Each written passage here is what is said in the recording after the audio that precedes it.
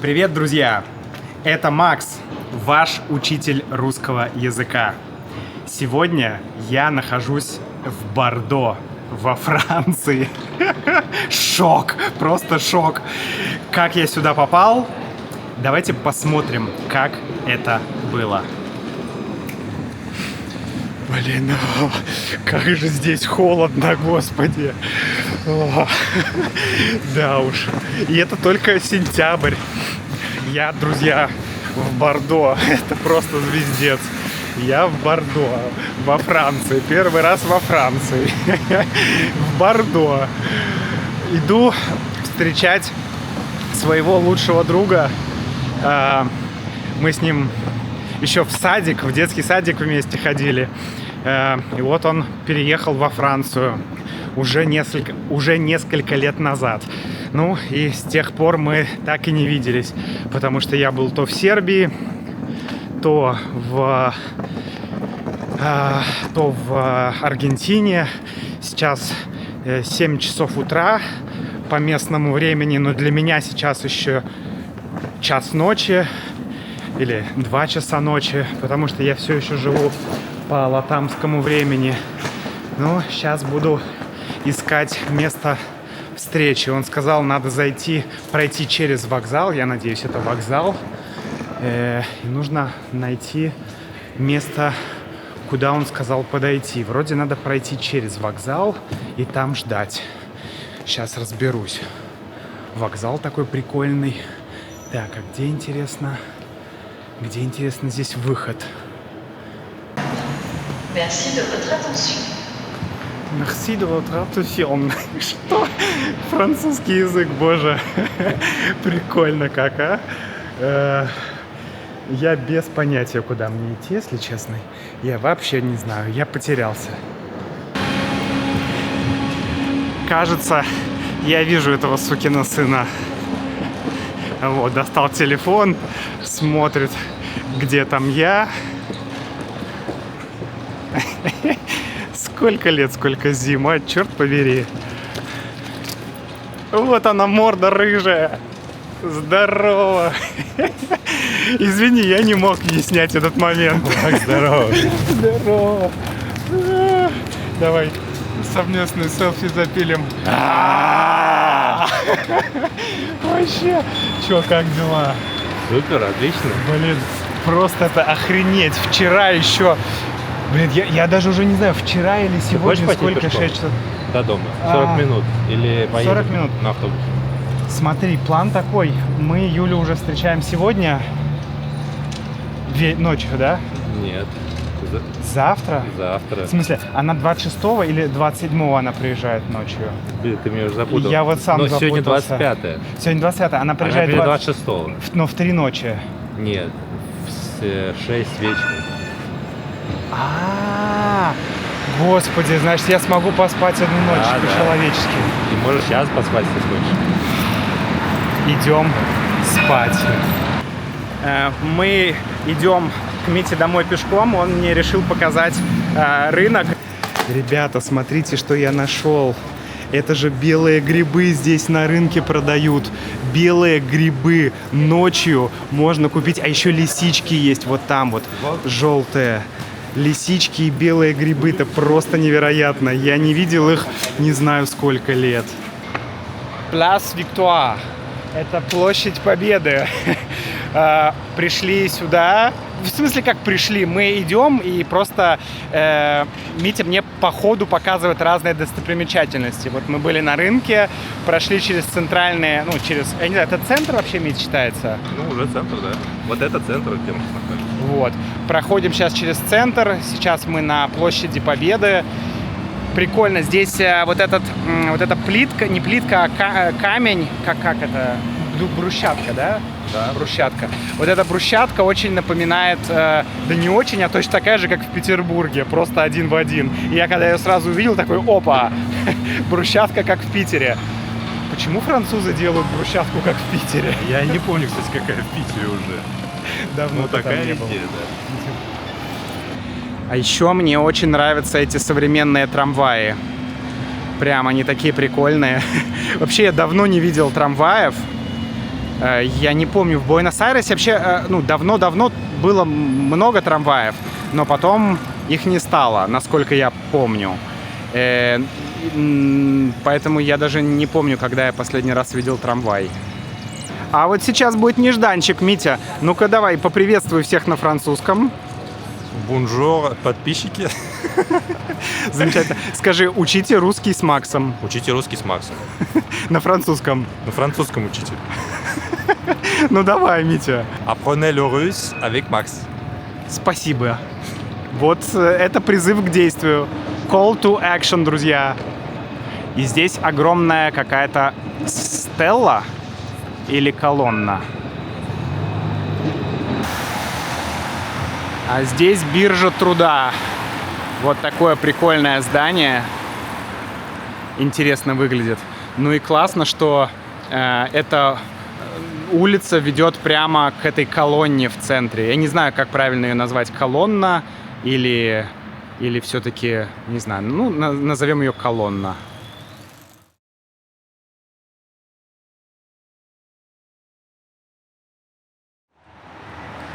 Смотрите, прямо в центре Бордо такая вот интересная архитектура. Здания, которые были построены в 70-е годы. Там коммерческие помещения на нижних этажах, а наверху офисы. И между ними, между этими зданиями есть мостики. То есть здания соединены этими мостами, и по ним можно ходить. Вот архитекторы разгулялись. Давайте поднимемся на второй ярус, посмотрим, как все выглядит оттуда. Вообще идея у архитекторов вот в 60-е, 70-е годы была разделить потоки людей или место, где ходят люди, с тем местом, где ездят автомобили. То есть подразумевалось, что вот эта вся часть это как будто улица, то есть вот здесь ходят люди, перемещаются по мостикам, по этим, а внизу на первом ярусе ездят автомобили. Но на самом деле идея не очень сработала, потому что, ну, не очень удобно по лестницам постоянно подниматься на второй ярус, поэтому люди все равно сейчас ходят внизу тоже, но это был, насколько я понимаю, такой эксперимент, и это важная часть истории города. Но мы можем представить, что многим людям, наверное, в то время не очень были по душе такие эксперименты и все, как это выглядит, потому что, ну, остальная часть города выглядит совершенно иначе. Вот слева часть модернизм, брутализм, а справа более характерная такая историческая застройка. Но еще очень интересно, что вот здесь между трамвайными путями растет виноград. Виноград, Карл.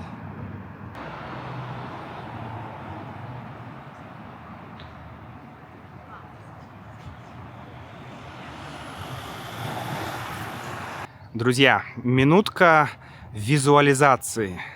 Сейчас мы с вами визуализируем прекрасный фонтан с кристально чистой водой, который сейчас ремонтируют. Раньше этих заборов не было, и было более как природно, что ли. Такой был лесок.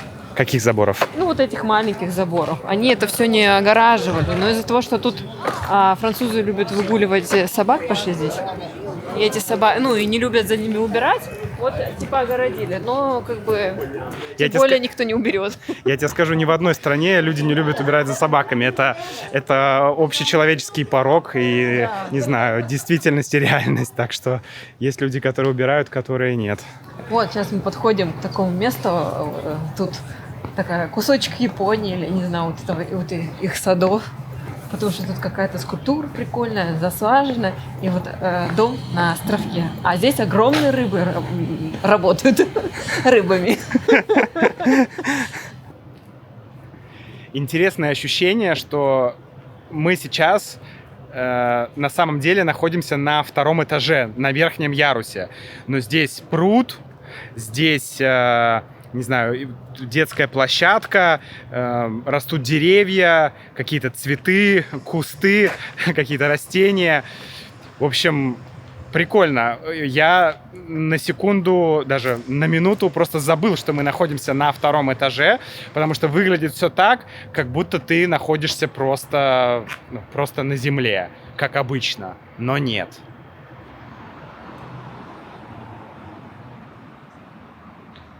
Мериадек. Простите за мой французский. Кстати, в русском языке это идиома. Простите за мой французский. Так называется район, где мы находимся. Район вот этих вот интересных, необычных зданий, кубов. И мы сейчас будем двигаться потихоньку в сторону центра. Посмотрим на главный кафедральный собор в Бордо. А вот там, кстати, музей, который тоже выглядит очень прикольно. Кстати, помогает сегодня нам познавать архитектуру Бордо Ира. Ира, можешь в 2 словах рассказать, чем ты занимаешься? Ну, здесь в Бордо я художник. Сейчас в основном работаю акварелью. И в разных вообще стилях я работаю. Художник. Здорово. Спасибо тебе за сегодняшнюю экскурсию. А это ворота в старый город, ну или в исторический центр города. Пойдемте на него посмотрим. А вот и кафедральный собор, про который я говорил. Сейчас к нему подойдем. Это собор Святого Андрея. Выглядит очень-очень интересно. В Бордо есть такая вот местная сладость, она называется каннеле. Мы сейчас будем ее пробовать.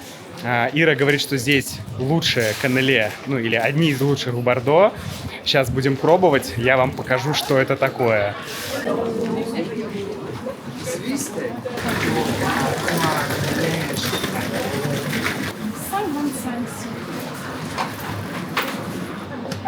Спасибо. Первый раз купил что-то на французском языке. Ну, получилось, скажем так, необычно, потому что я хотел 3 каждого размера, то есть одну и одну. Мне дали 3, 3 и 3. Но это и хорошо на самом деле, потому что я вообще хотел больше. В общем, все классно, сейчас будем пробовать. Ну что, пробуем французские каннеле. Давайте начнем с маленькой. Сначала попробуем маленькую.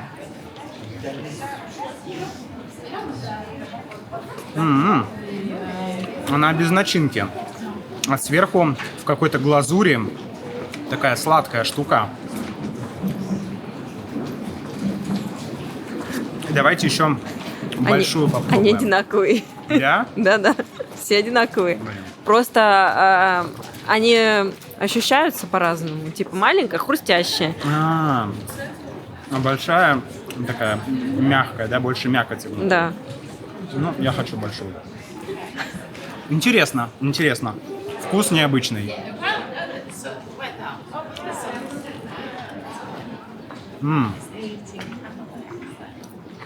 Зачет. Мы в центре Бордо, и здесь находится памятник мэру Бордо, при котором как раз застраивали район Мериадек, где мы только что гуляли. И здесь одна из главных достопримечательностей города находится. Это кафедральный собор Святого Андрея в готическом стиле. Очень красивое здание. Посмотрите.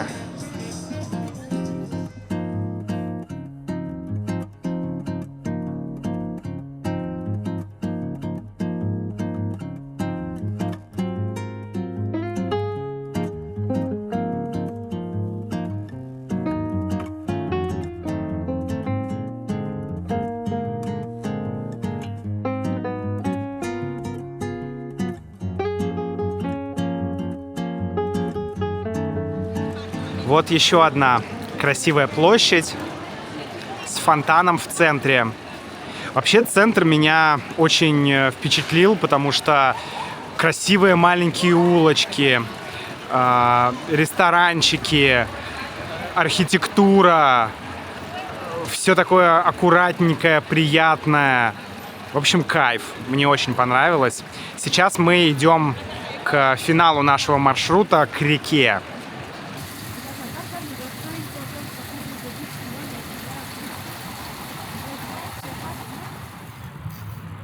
Ну что ж, закончим мы с вами сегодняшнюю прогулку и мой первый день во Франции рекой. Ну, это набережная реки Гароны. Река Гарона. Интересный факт про эту реку, что она вот там впадает в океан. И из-за этого, когда идут приливы, то река меняет свое направление, и обычно она течет в сторону океана, но когда идет прилив, то река начинает течь в эту сторону. Вообще, помимо встречи с друзьями, у меня есть еще одна миссия. Это встретить Юлю с Сабриной, которые прилетят в Бордо уже завтра ночью.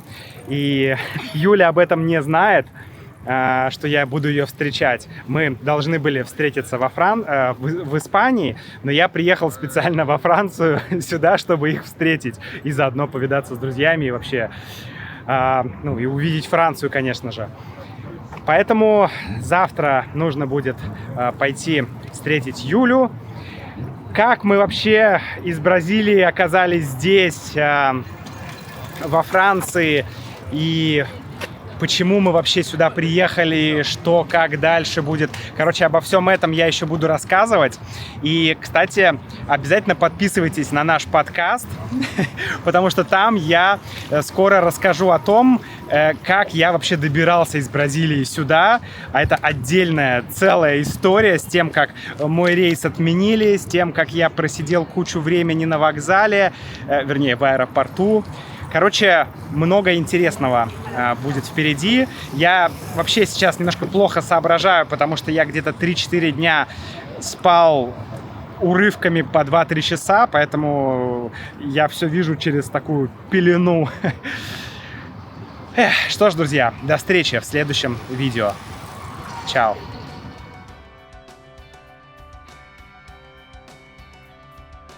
Здравствуйте! Кто это? Кто это? Я подозревала. Очень было подозрительно. Вот это, типа, я в Мадриде сижу в какой-то жопе. Очень похоже на Макса. Привет. И что? И когда ты сюда прилетела?